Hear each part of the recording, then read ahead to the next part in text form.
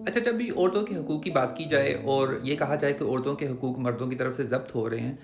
तो कोई ना कोई मर्द आपके सामने आकर वो आपसे ये कहेगा कि पर सारे मर्द एक जैसे नहीं होते। मामा सानू भी पता है कि सारे मर्द एक जैसे नहीं होते, लेकिन हम उन लोगों की बात कर रहे हैं, उन मर्दों की बात कर रहे हैं जो बहुत बड़े पैमाने पर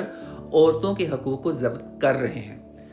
थोड़ी-सी रिसर्च कर लें बात करने से पहले तो आपको पता चलेगा कि अभी भी लाखों के हिसाब से औरतों के बुनियादी हकूक़ उनका तालीम हासिल करने का हक, उनका घर से बाहर निकलने का हक, उनके इवन सोने और जागने का बुनियादी हक जो है, वो भी मर्दों की तरफ से ज़ब्त किया जा रहा है।